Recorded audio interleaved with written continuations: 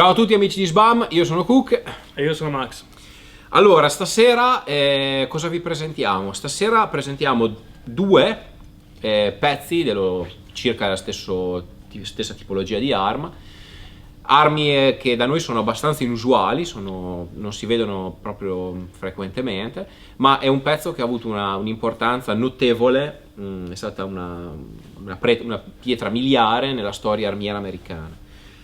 Di cosa stiamo parlando? Dello Springfield modello 1873, più comunemente noto come Traptor. Facciamo qualche cenno storico per introdurre quest'arma. Gli americani, come sapete, dal 1861 al 1865 furono impiegati nella guerra fra gli stati, la guerra civile. Guerra che si combatté con qualsiasi tipo di arma, tutto ciò che c'era in quel periodo, sia armi innovative che armi del passato, modelli desueti furono usati, hanno usato tutto ciò che potesse sparare l'hanno usato, inclusi anche appunto modelli innovativi. Però dal punto di vista ufficiale entrambi i contendenti erano armati con modelli di fucile ad avancarica di tipo Minié. Quindi a questo punto, finita la guerra, circa in contemporanea con l'esercito inglese, che adottò il modello Snyder, gli americani passarono dall'avancarica alla retrocarica, convertendo i vecchi modelli usati fino ad allora. Le conversioni furono effettuate con il sistema inventato dal tale Allin. Il sistema era un sistema tabacchiera, si può dire, un sistema che consentiva di aprire la culatta dell'arma, inserire una cartuccia metallica diciamo dal retro dell'arma, richiudere e sparare. Quindi un sistema che comportava una spesa minima, perché di fatto il meccanismo di sparo restava lo stesso, il cane, quindi cane, piastra, canna, tutto restava uguale. Praticamente era una modifica a livello di culatta e l'introduzione della cartuccia metallica, appunto. Il calibro restava uguale, quindi diciamo non c'erano migliorie balistiche in tutto ciò. Tutto ciò che diciamo si migliorava era una ben più rapida cadenza di tiro. Questo appunto dicevamo nel 1866 e nel 1868, quando convertirono appunto i due modelli in uso durante la guerra civile nel nuovo standard a retrocarica. A quel punto lì, a differenza degli inglesi che continuarono anche con le nuove produzioni a mantenere calibro e diciamo forma, gli americani decisero di fare un passo in avanti. Nel 1873 adottarono il loro primo fucile costruito ex novo a retrocarica. Il fucile era il modello 73, nasceva per la prima volta camerato per la nuova munizione, la leggendaria 45-70 Government a polvere nera e a cartuccia metallica. Diciamo due cose appunto su questa munizione. Rispetto ai modelli convertiti era un calibro decisamente ridotto, perché i vecchi modelli erano un calibro 58. Appunto come i vecchi modelli Minié ad avancarica, che andavano a sostituire e essere nella conversione. Questa cartuccia appunto era un calibro decisamente più ridotto, quindi la carica di polvere era circa uguale, perché manteneva 70 grani di polvere. 45-70 significa che 45 è il calibro nominale della munizione e 70 è il peso di polvere, il peso in grani della polvere. Quando nacque, in teoria incorporava anche un terzo dato, che era 405. 405 era il peso in grani della palla, però non fu quasi mai riportato nelle denominazioni ufficiali, che appunto la vedono sempre come 45-70. Adesso diciamo diciamo due cose sui modelli che abbiamo qua e poi proseguiamo appunto con la loro storia in un secondo momento. Allora, questi qua sono due modelli che sono di proprietà del nostro Yaqui, questo qua con la cinghia di cuoio che è il modello 1878, mentre questo qua è del nostro Gian ed è un modello 84. Le differenze sono minime e appunto anche perché come tutte le armi americane il Trapdoor subì una marea di modifiche durante la sua storia. Modifiche minime, ma appunto gli americani, si sa, tendono a fare un sacco di migliorie in corso d'opera e fanno un sacco di modelli chiamandoli con nomi diversi, ma sostanzialmente la solfa non cambiava. Stesso calibro, stesso peso di palla, stessa tipologia di meccanica. Erano proprio modifiche a livello di alzo e componentistica minore. In particolare questi due modelli nascevano con alcune tipologie che poi furono sostituite in fase di riarsenalizzazione. Infatti entrambi sono stati riarsenalizzati nel 1886 e infatti condividono l'alzo. L'alzo è lo stesso, identico, stesso modello. Allora Max, intanto diciamo qualcosa di più riguardo alla meccanica di questa arma, la meccanica Allin. Cosa possiamo dire? Allora, non è una meccanica ritenuta solida, non capisco perché, dato che andava a sparare comunque con cartucce a polvere nera, quindi non dovevano avere delle garanzie altissime, dovevano poter tirare senza far danni con una cartuccia abbastanza fiacca, perché alla fine il polvere nera non è una cartuccia che non è in fume, quindi spinge molto meno. Sì, diciamo è un grosso cartuccione, sono 70 grani di polvere, ma come resa, diciamo, essendo le dimensioni servono perché la polvere nera, essendo un propellente fiacco in confronto a propellenti in fumi più moderni, necessita di tanto volume per fare delle prestazioni comunque medie, mediocri se paragonate a un'arma moderna. Cioè, oggi una cartuccia del genere riempita di polvere in fume genererebbe delle energie incredibili. All'epoca, diciamo, una chiusura del genere era più che sufficiente per il lavoro che andava a fare. Per il resto abbiamo anche un bellissimo espulsore automatico che è meraviglioso, che ci sbutta in faccia la cartuccia. Prova. Proviamo subito. Tac.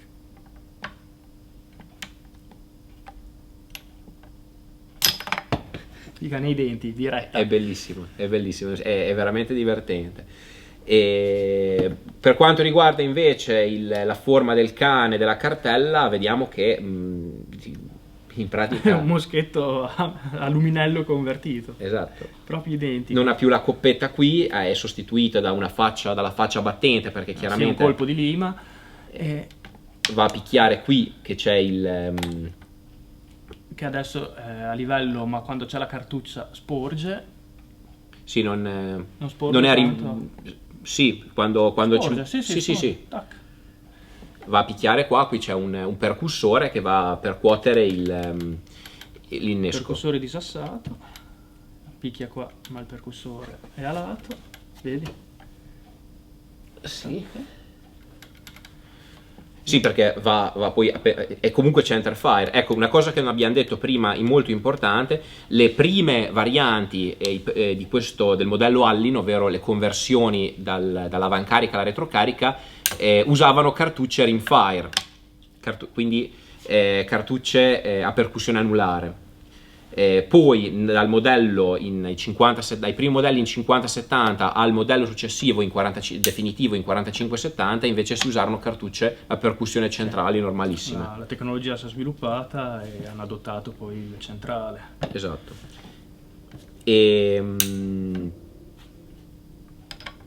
Quindi sì. È un bel giocattolo, non è un'arma da cui aspettarsi molto, ma sicuramente ci si può divertire, soprattutto divertire con poco, perché riempendole con polvere nera non è una gran spesa. Beh, dipende che polvere nera ci vai a usare. Non quella da soldi, ovviamente. Ok. Abbiamo una palla di piombo che si può fondere con niente, anche comprandola non è che costino tanto. A polvere nera la puoi anche buttarci dentro a caso, che non scoppia. Per il resto ci si Sì, può diciamo divertire. è un'arma, e poi soprattutto Non rientra nel budget come fucile, per niente. Però la cartuccia è interessante. sì, anche perché sono armi che diciamo a livello economico si vanno a trovare sui i nostri due sono stati presi molto bene, ma di solito sono armi che in queste condizioni non è raro trovarli tra sopra i 1500-1600 euro, insomma, quindi diciamo non sono armi economiche, però sono armi che con una minima spesa diventano delle armi con cui sparare divertendosi tanto, anche perché c'è la possibilità comunque di fare dei caricamenti a polvere in fume con polvere da pistola che caricati in maniera da replicare le velocità della polvere nera, diciamo sono anche molto poco impegnative a livello economico una volta fatta la spesa da mantenere. Sì, ecco, l'alzo è incredibile perché essendo avendo una traiettoria molto curva è un alzo veramente altissimo. Ecco, i primi modelli di questo fucile usavano un tipo di alzo che era praticamente uguale a quello appunto dei vecchi moschetti ad avancarica della guerra civile, o comunque sia inglesi che francesi che americani. Quindi un alzo con vari gradoni sul ritto, diciamo sulla rampa, e poi tutte le varie regolazioni sul ritto. Invece poi sono stati sostituiti da questi qua, che sono alzi di concezione molto più moderna, che hanno praticamente l'alzo zero abbattuto, e poi hanno la possibilità di essere regolati proprio sull'alzo, non hanno appunto variazioni a rialzi intermedi, è un alzo diciamo più basso, ha un profilo molto più basso quando abbassato.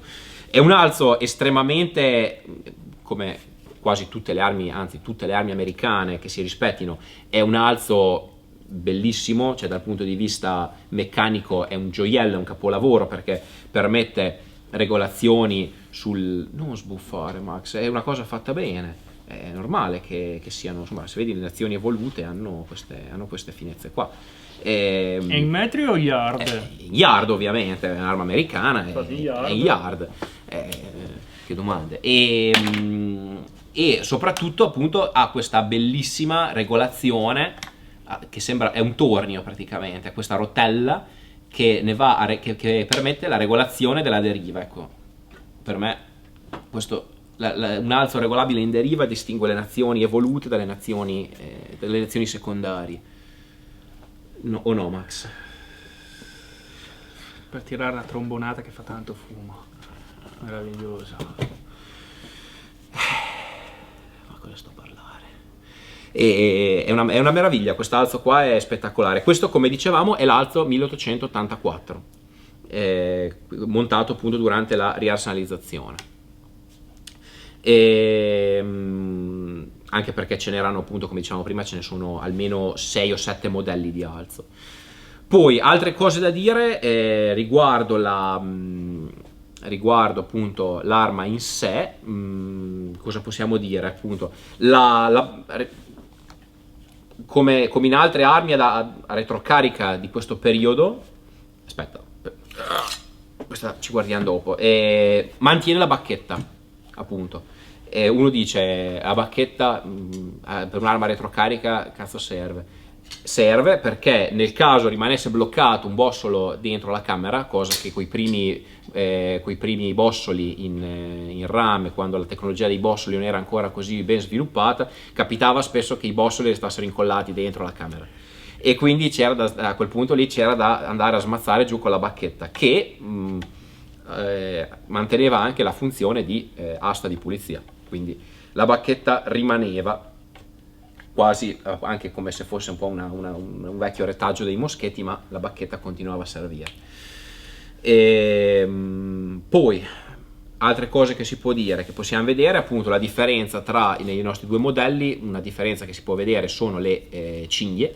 Il modello di Gian ha la cinghia in cordura, in canvas, quindi, ed era un modello, penso che fosse un modello usato durante la guerra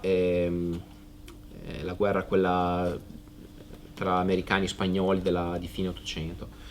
E invece quello di Yaqui, come vedete, ha la cinghia in cuoio, quindi solita cinghia americana. Adesso questa è la variante appunto montata sui trapdoor e sui Krag, classica cinghia americana in stile americano con l'ardiglione, questa ardiglione qua che ricorda tanto quella ben più famosa dell'M1 Garand, che ne aveva due. Questa qua è un modello un po' diverso, è un casino da montare, madonne da montare.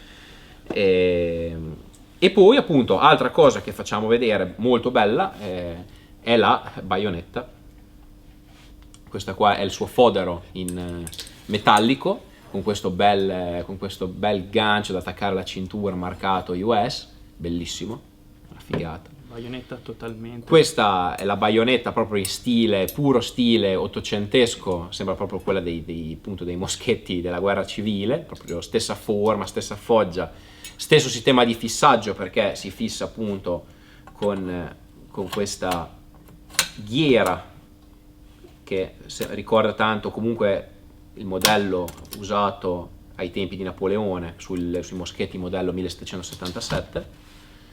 Il sistema di fissaggio è uguale, la foggia è uguale, è proprio vecchio stile, bellissima anche questa, triangolare, sezione triangolare, quindi roba che beccarsi una spungolata con questa fa una ferita che non si rimarginava, quindi proprio un attrezzo anche abbastanza sinistro.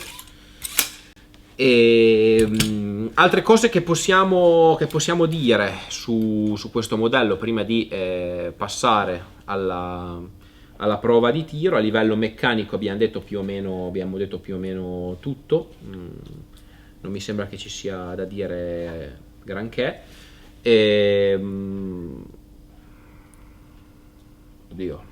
Ecco, un'altra cosa che possiamo vedere qua in volata c'ha nella stessa maglietta nello stesso anello della cinghia ha come si dice, il passante per la cinghia e l'anella per fare il fascio d'armi. Poi, giusto per concludere la disamina storica, questa arma dopo la sua i suoi anni di servizio, che fine fece? Diciamo che intanto fu soppiantata dal Krag ufficialmente nel 1892. Tuttavia restò in servizio per ancora tanti anni, e infatti durante la guerra appunto ispano-americana era ancora largamente usata, soprattutto la variante da cavalleria, che era la variante corta, quindi usata appunto, famosissima anche perché fu l'arma che avevano in dotazione i cavalleggeri del settimo a Little Bighorn. E soprattutto la cavalleria era ancora largamente equipaggiata di trapdoor al tempo della guerra ispano-americana. A quel punto lì, dopo, come tutte le armi americane, fu dismessa e ceduta, diciamo, e venduta al pubblico, alla gente, insomma. Abbiamo anche il cane in tre monte. Sì, che è la prima monta, e la seconda monta è la monta di sicurezza, quella usata per manipolare l'azione, e poi la monta di sparo. A livello di scatto adesso non lo facciamo scattare a vuoto, vero? Meglio di no. Però lo scatto di questa arma mi sembra decisamente interessante, è abbastanza leggerino. Non è uno Snyder o un'altra conversione europea con quegli scatti bellissimi da 4 kg.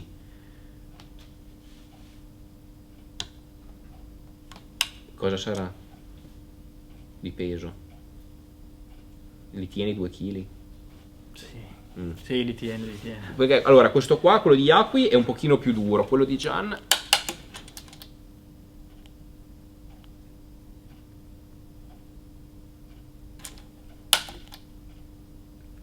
è un pochino più morbido, però sì, credo che comunque poca differenza. Direi che a questo punto cosa ci manca da dire? Il calibro ne abbiamo parlato, le mire le abbiamo fatte vedere, sistema di caricamento l'abbiamo fatto vedere, espulsione e funzionamento. Rifacciamolo. Ti piace, quanto ti piace far piace. scattare i bossoli fuori dall'azione. Oh. Meraviglioso. È un bel sistema, interessante. Sì, direi che a questo punto possiamo salutarci e rimandarci alla prova di tiro. Quindi da Cook E Max, è tutto. non compratelo.